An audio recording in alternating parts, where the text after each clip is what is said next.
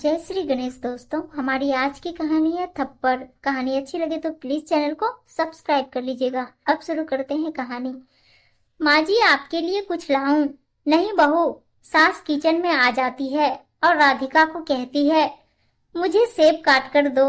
राधिका सेब काटती है। पीछे से सास धक्का देती है जिससे राधिका का हाथ कट जाता है। राधिका बोलती है, माँ जी आपने ऐसा क्यों किया? मैंने आपका क्या बिगाड़ा है? तब राधिका की सास बोलती है, मेरे बेटे ने मेरे खिलाफ जाकर तुझसे शादी की है और तू एक गांव की गंवार है। मुझे एक पढ़ी लिखी मॉडर्न बहू चाहिए थी, तू जैसी नहीं। राधिका कहती है, माँ जी इसमें मेरी क्या गलती? आपके बेटे ने मुझे पसंद किया है और हमारी लव मैरिज है। फिर सास किचन से बाहर चली जाती है बिना कुछ बोले। जब रवि ऑफिस से घर आता है तब रवि की माँ रवि को बाहर से देख लेती है और रोने का नाटक करती है। फिर रवि अपनी माँ को रोता हुआ देखते हुए बोलते हैं, माँ आप रो क्यों रहे हो?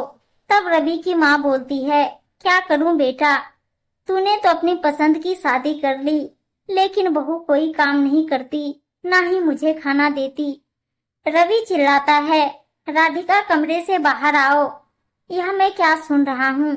तुम माँ की कोई बात नहीं मानती, अभी तक माँ को खाना नहीं दिया, तुम ऐसा क्यों कर रही हो? राधिका बोलती है, शादी को 3 साल हो गए, आपने मुझे अभी तक नहीं जाना मैं कैसी हूँ, और मैं माँ के साथ ऐसा बर्ताव नहीं करूँगी। माँ के साथ ऐसा बर्ताव मैं कभी कर ही नहीं सकती। तब रवि कहता है, मैं तो तुम्हें 3 साल से जानता हूँ, लेकिन मैं अपनी माँ के साथ 30 साल से रह रहा हूँ। मैं अपनी माँ को तुमसे ज्यादा जानता हूँ। यह नौटंकी तुम अपनी बंद करो। राधिका रोने लग जाती है और रवि राधिका को कहते हैं, मुझे तुम्हारी सफाई की कोई जरूरत नहीं है, और वह वहाँ से चला जाता है। फिर अगले दिन राधिका की ननद राधिका को कहती है, भाभी भाभी चिल्लाते हुए बोलती है, कहाँ हो? आपको मैंने कितनी बार समझाया है, मेरी अलमारी को हाथ मत लगाया करो। आप किसी की सुनती क्यों नहीं हो?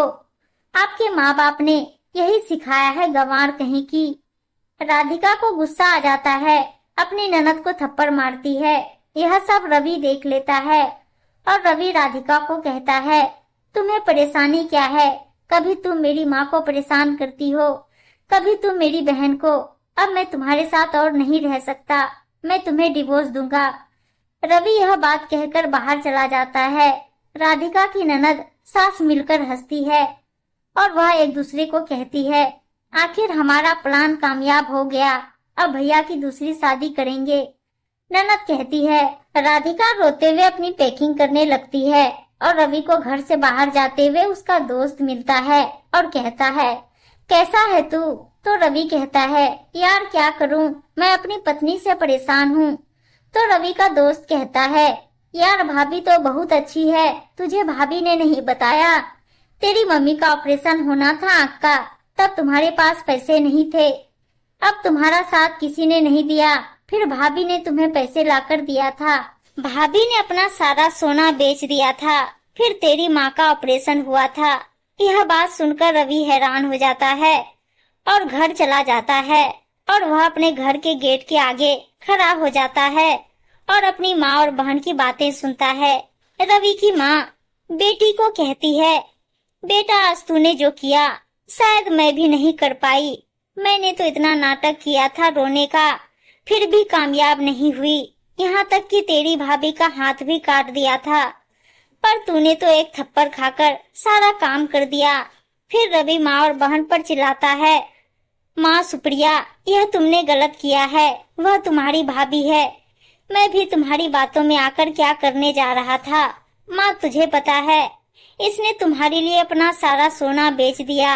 रवि राधिका को कहता है, राधिका मुझे माफ कर दो, अब यहाँ हम एक पल भी नहीं रहेंगे, चलो राधिका। राधिका बोलती है, नहीं मैं कहीं नहीं जाऊंगी माँ जी को छोड़कर। रवि बोलता है, देखो आपने इसके साथ बुरा किया, फिर भी यह आपके बारे में सोच रही है। फिर रवि की माँ राधिका को कहती है, मुझे माफ कर दो बहू, मैं तुझे गंवार अनपढ़ समझती थी, लेकिन जो तूने किया वह शायद कोई नहीं कर सकता। राधिका बोलती है, माँ जी यह मेरा फर्ज है, मैं आपको छोड़कर कभी कहीं नहीं जाऊंगी, हमेशा आपके साथ रहूंगी। और वह सब मिलजुल कर रहने लग जाते हैं और राधिका की सास उसकी माँ की तरह और सुप्रिया उसकी सगी बहन की तरह प्यार करने लग जाते हैं। सब प्यार से रहने लग जाते हैं।